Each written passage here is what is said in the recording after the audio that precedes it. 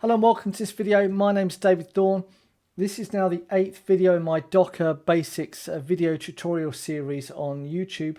In this video, I'm going to be showing you how to run an expressjs server, this script basically, using Docker and Docker only. So if you don't have any idea about how to do this, don't worry about it, because this code is literally copy and pasted from the expressjs website. I might have made a couple of changes to it, but otherwise it's just gonna listen on port 3000, and then if it gets any connection, it's just gonna spit out hello world, and it's gonna close the connection, and in the log it's gonna say connection received from socket and so on.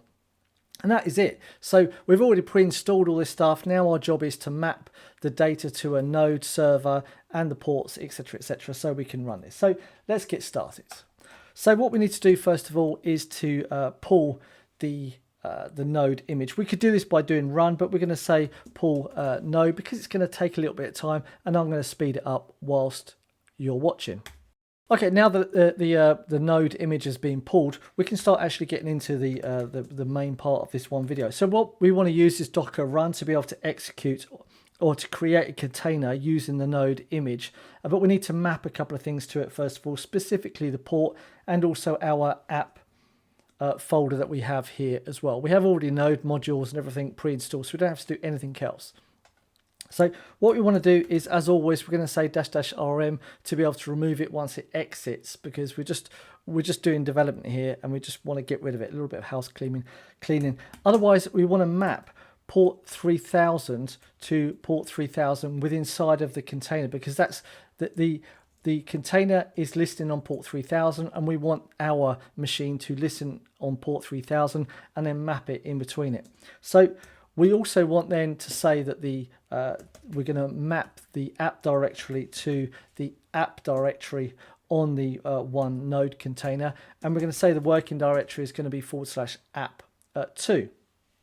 Now we can need to say which image we're going to use to execute, and that's going to be the node image that we just pulled a second ago.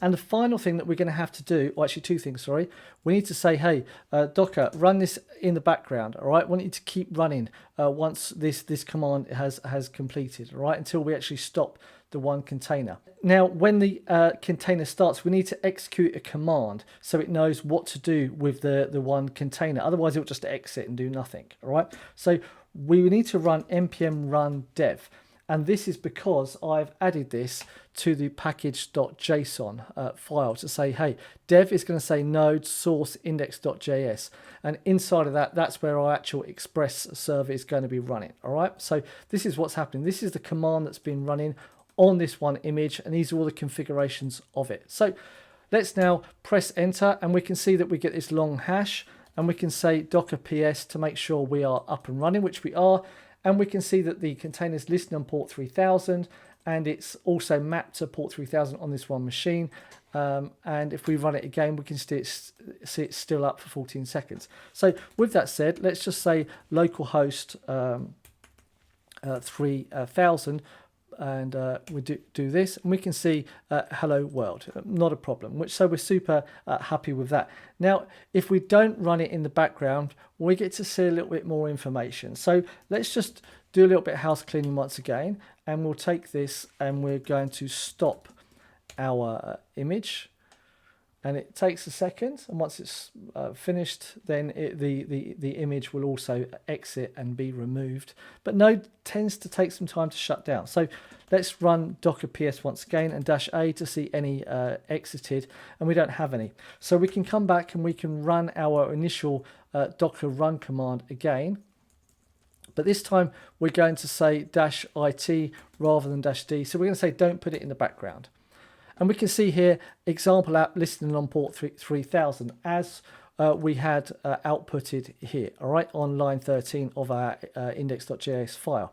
Now we just want to listen for a connection, okay? So if we now, if I now open up another shell and come down here and we say curl localhost and then port 3000, you can see here that we get hello world, and it also spits out all of the socket information that we have. This video is not about Node.js, it's not about Express or nothing, it's just showing you how to quickly get this up and running. Now there are better ways of doing this, but if you are just wanting to do this quickly to develop or test your one project, this is exactly how you could do it, right? Like I said, there's better ways of doing it, but this definitely achieves the aim that you want to do, all right? So I hope that you've, let's just do some house cleaning.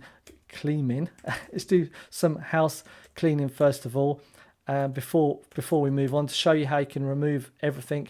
And as you can see, the container has removed itself because we said --rm.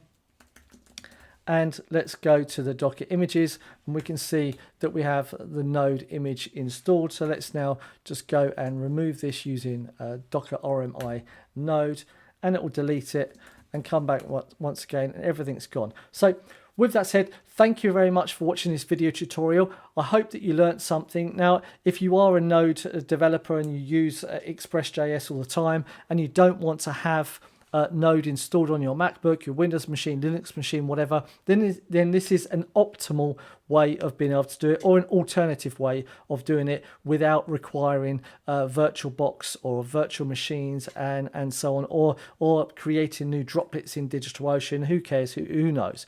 Anyway, with that said, thank you very much for watching, and I'll see you in the next video.